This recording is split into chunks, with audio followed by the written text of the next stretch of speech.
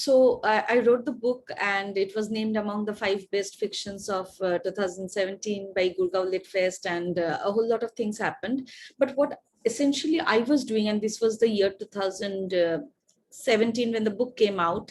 The same month, I got my first invite for TEDx, where I spoke about gender neutral parenting. And then came the second time when I spoke about women at workplaces. What I was really trying to do is to study and understand and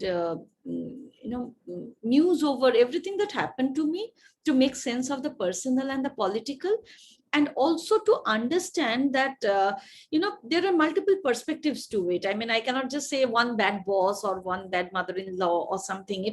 It's more complex.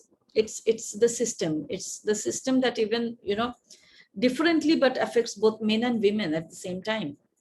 And so what essentially I was doing is to study gender studies, to study psychology, to study philosophy, to go into Vipassana 5 times over, to get into the noble silence, and to try to explore internally and to understand philosophy and spirituality, and to make sense of everything that happened to me in 3 fronts. One is, of course, my childhood mindset, education. Education is so unidimensional. So the way I see it, it is essentially SDG 3, 4, and 5. One hand, it is education and the fallacies or the loopholes in it. On another hand, it is the mental health and the general need that is unmet for us to have a voice, to not be told too talkative, but to be let to speak and to be seen, to be heard. And finally, the third one is, of course, gendered, and very much, the reward recognition culture, everything is so terribly gendered. I mean, even as a parent, you realize how gendered your motherhood is from fatherhood. So I tried to, study and understand these things over the 5-6 years, really, study, write, read. Also got a whole lot of social recognitions, like a whole lot of international platforms, getting invited to very important platforms, tier 1 business schools in India, to speak about glass ceiling, corporate, etc.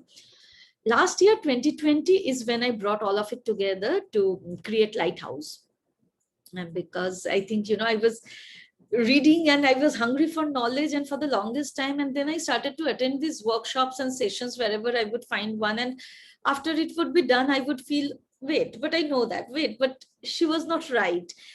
And it kind of nudged me that what am I doing sitting with all this knowledge and judging other people if they are right or wrong as facilitators, but not really doing anything. And I was very organically also getting a lot of invite to do a whole lot of workshops, teach creative writing. I've written novel, I've written poems, short stories, angry feminist columns, op-ed columns, lifestyle. So there is a writing side of me.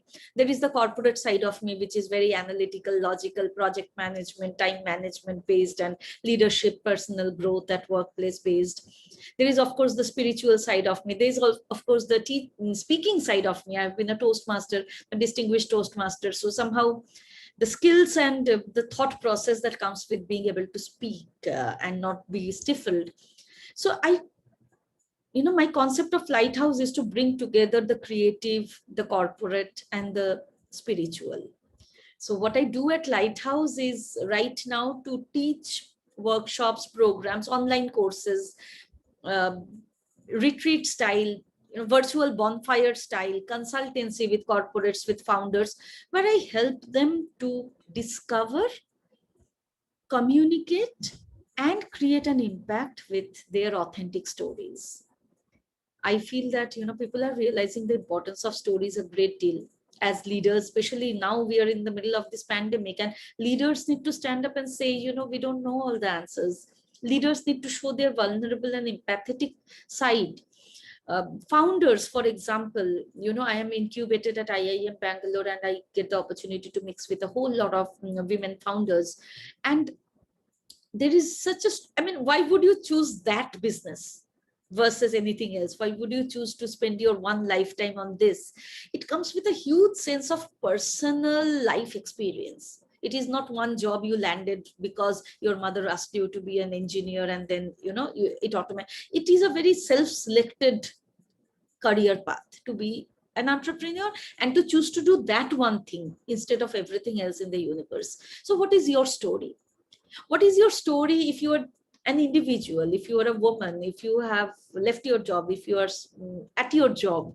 We all are made of stories, and to be able to tell that story does a lot of things. It helps self-catharsis, it helps interpersonal relationship. I think we get command and control over how we speak, and that helps us to create better relationships between partners, between managers and colleagues, between team members, between investors and entrepreneurs, anybody really, interpersonal, one-to-one. It helps to create a whole deal of social impact, because like I am telling my story, I'm hopeful that many people who have even come back and told me that that story was relatable, and that gave them the confidence that, yeah, I'm not the only one. So social impact, professional, of course, who looks at bar diagrams and pie charts anymore? It's storyfied, and that makes so much sense. So I'm trying to teach different ways of conscious communication, leadership, personal growth with the tool of storytelling, emotional intelligence, gender intelligence, because I kind of feel a little frustrated with the fist pump in the air, the masculine way of impressing people, but it's more about, coming together and listening as much as we speak. So I'm trying to do all of that, and that is where I am with Lighthouse. Have great hopes about Lighthouse, because I think the future is going to be very experiential rather than very commodified or materialistic, or the plastic manufactured bits. And as long as we are talking empathy, experience, collaboration, not doing the rat race, instead being individuated in our pursuits, that is exactly the thing I'm trying to teach at Lighthouse, to help people find their North Star, to help people find confidence in their own voice, in their own story, to map what they have become to their childhood, inner child joy, inner child sensitivity, inner child wound, imagination, exploration, excavation, making a change, making a dent in the universe. So yeah, that is what Lighthouse is about, and very excited to be on this journey, and very thankful for everything that happened to me, because if it didn't, I wouldn't start Lighthouse, and I cannot think of anything better to do in this lifetime than to do Lighthouse. Thank you, Radhika.